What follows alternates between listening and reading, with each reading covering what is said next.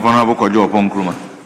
Mr. Speaker, I thank you for the opportunity to contribute to the report that has been laid. I want to start off by quoting a statement that was made by the former Vice President of the Republic, Dr. Mahmoud Bawumia, at the launch of the NPP's manifesto in 2024. Mr. Speaker, he says that, and this is when he was giving an update on the performance of the Gold for Reserves and Gold for Forex program. He says, I'm happy to say that the two policies that helped rescue the economy from the catastrophe in the recent crisis were the Bank of Ghana's domestic gold for the domestic gold purchase program and the gold for oil program. The pilot has worked for a number of companies, some of which wanted to take Forex out of the jurisdiction. We have thus found a solution to profit repatriation without destabilizing our local currency. He goes on to say that, Mr. Speaker, my government will completely institutionalize what I call the Gold for Forex program, even as we intensify efforts to transform the structure of the Ghanaian economy. Simply put, the domestic gold purchase program is a policy which allows the Bank of Ghana to boost its foreign exchange reserves by buying locally produced gold with cedis. And he goes on to talk about the benefits, including the fact that gold will now become the anchor of the Ghanaian currency. Mr. Speaker, earlier today when we met the Finance Ministry, the Bank of Ghana and the Gold Board, we put a question to the governor who was represented by the second deputy governor. Is the policy to buy gold to shore up our reserves, be it in bullion or in Forex, new? And her answer was categorical. She said, no. Mr. Speaker, it is a matter of public record that in 2021, the MPP administration came up with the domestic gold purchase program, which seeks to ramp up our reserves by using cedi to buy gold and shore up our bullion reserves, or by using cedi to buy gold, trade it for Forex, and add it to our Forex reserves.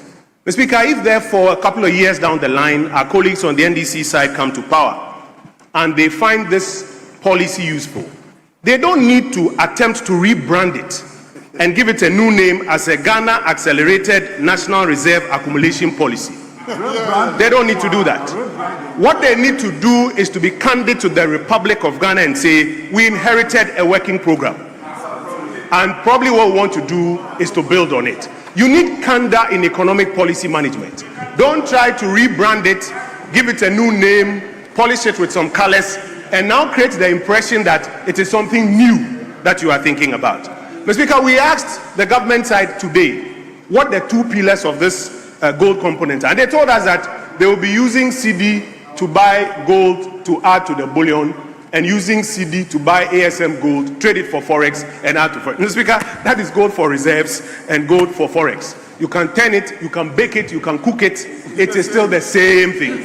So, Mr. Speaker, we on this side will support this policy because what they have done is to continue what was introduced by Dr.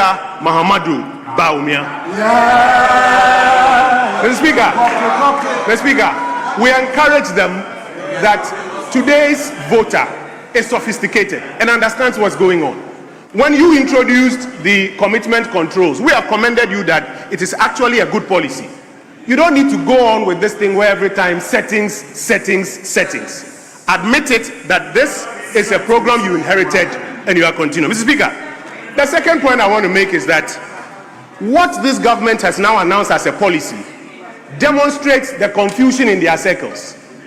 A few weeks ago, this government told us that they were of the view that we had so much gold concentration in our reserves, and so they have sold 50% of our gold reserves and converted it into US dollar-based assets. Mr. Speaker, there are questions about that transaction already, the timing, the scope, and the window with which it was done. And already we have filed motions to have that transaction and then the losses on the gold purchase program properly investigated, without prejudice to whatever the outcomes will be. They have now come back to this house that they are asking for policy approval to go and, among other things, buy more gold to shore up our reserves. Why would you sell 50% of our gold reserves only to turn around a few weeks later that you want policy approval to go and buy more gold. And by the way, at the time they sold the gold, prices were around $4,000. By now, it's somewhere around $5,200. So already we have lost about $1,000 an ounce on the quantum they sold. Honourable member, your time is up.